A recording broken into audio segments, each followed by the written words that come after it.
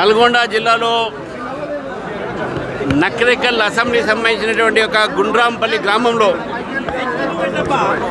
Bharatiya Janata party తరఫున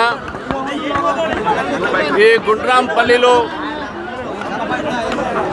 నిజాం నిరంకుశకు బలైనటువంటి ఒక 26 మంది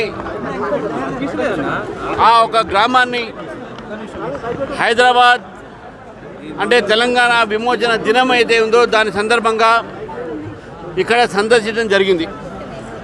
26 మంది ఇక్కడ బలైనటువంటి ఒక గుండ్రాంపల్లి గ్రామస్తుల ఒక వారసులు ఈ కార్యక్రమంలో రావడము, వారికి సన్మానం కూడా చేయడం జరిగింది.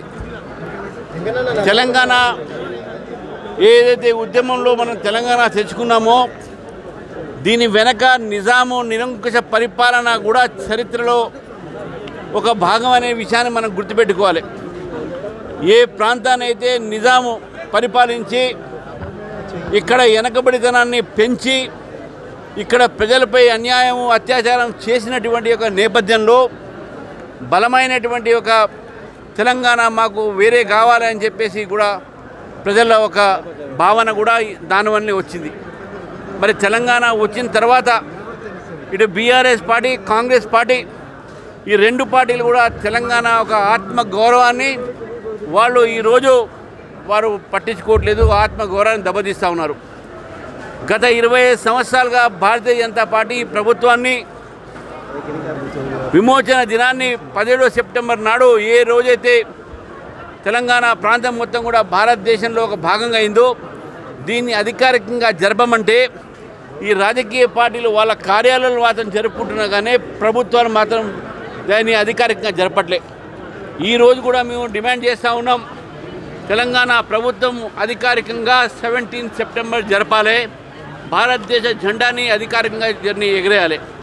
వీళ్ళు చేయట్లేదు కాబట్టి కేంద్రంలో ఉన్నటువంటి బీజేపీ ప్రభుత్వం రేపు మళ్ళీ రాజ్నాథ్ సింగ్ గారు వచ్చి 17 సెప్టెంబర్ నాడు హైదరాబాద్లో భారతదేశ జెండా ఎగరేసి తెలంగాణ విమోచన దినాన్ని కేంద్ర ప్రభుత్వం అధికారికంగా ఇక్కడ జరుపుకుంటుంది. గతంలో కూడా మేము జరుపుకున్నాం, అమిత్ షా గారు కూడా వచ్చారు.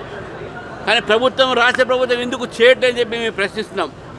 ఈ రెండు పార్టీలు కూడా తెలంగాణ విషయంలో తెలంగాణ పట్ల వాళ్ళకు గౌరవం లేదని ఎందుకంటున్నారంటే సోనియా గాంధీ గారే ఇచ్చారు తెలంగాణని. కాంగ్రెస్ పార్టీ చెప్తున్నటువంటి ఒక సోనియా గాంధీ మీద ఏదైతే వీళ్ళు చెప్తున్నారో వారిని అడుగుతున్నాను, మీరు ఆలస్యం చేసినందుకు తెలంగాణలో యువకులు ఆత్మహత్యలు పెరిగినాయి. శ్రీకాంతాచారి దగ్గర నుంచి అనేక మంది విద్యార్థులు చనిపోవడం జరిగింది.